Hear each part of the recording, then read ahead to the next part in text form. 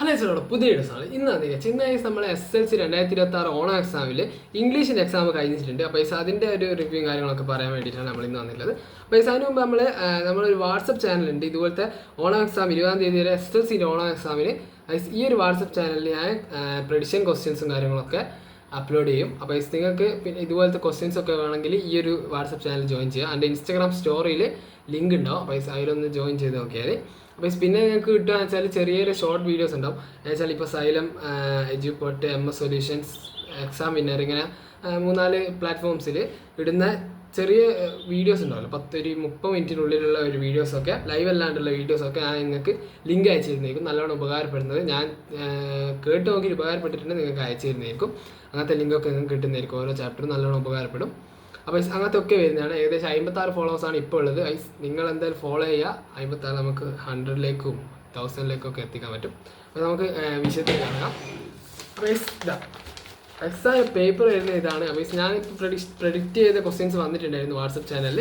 അപ്പോൾ ഫസ്റ്റ് തന്നെ നമ്മൾ വരുന്നത് ഇൻ ദ ആറ്റിക് എന്ന് പറഞ്ഞ ചാപ്റ്ററിൽ നിന്നുള്ള ഒരു പാരഗ്രാഫ് വന്നിട്ട് അതിൻ്റെ ക്വസ്റ്റ്യൻസാണ് ഫസ്റ്റ് തന്നെ വരുന്നത്.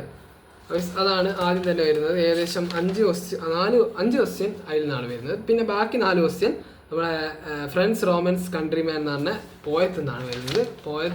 പോയം കൊടുത്തിട്ട് അതിലുള്ള ക്വസ്റ്റ്യൻസ് ആണ് താഴോട്ട് വരുന്നത്.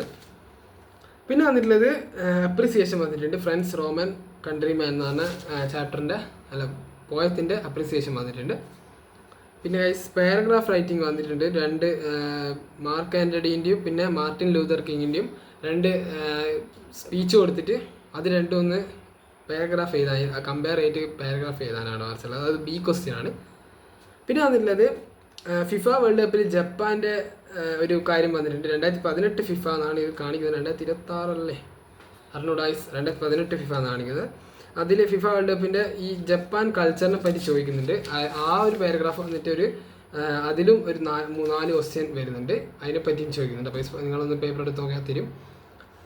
അപ്പോൾ പിന്നെ വന്നിട്ടുള്ളത് റിവ്യൂ എഴുതാൻ പറഞ്ഞിട്ടുണ്ട്. The old man with enormous wings എന്ന് പറഞ്ഞ ചാപ്റ്റർ എന്നാണ് വരുന്നത്.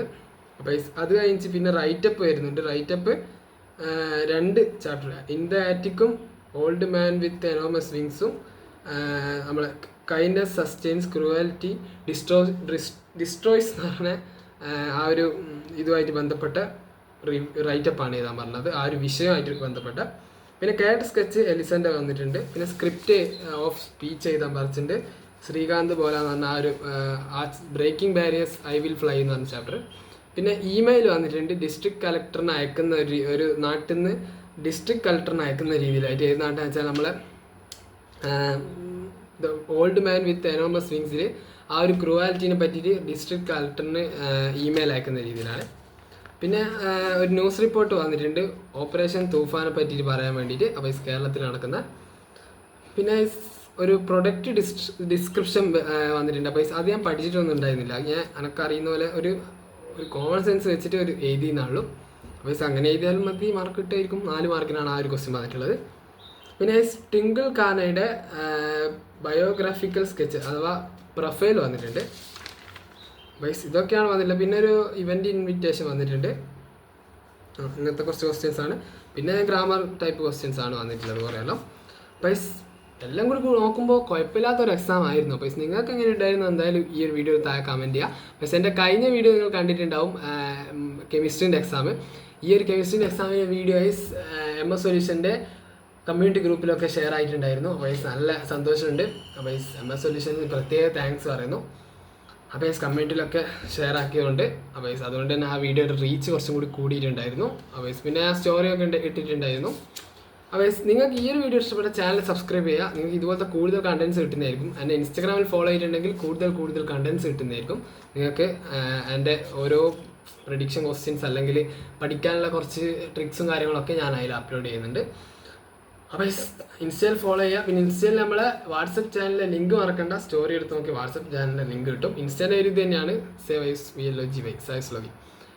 അപ്പോൾ എന്ത് ഇഷ്ടപ്പെട്ട ചാനൽ സബ്സ്ക്രൈബ് ചെയ്തിട്ട് അടുത്ത പുതിയ വീഡിയോ നമുക്ക് ബൈ. ഇനി social science, maths, Malayalam second, പിന്നെ നമുക്ക് വരുന്നത് ഫിസിക്സ്, ബയോളജി 5 എക്സാമാണ് ഇനി വരുന്നത്. ഇന്നൊരു എക്സാം കഴിഞ്ഞു.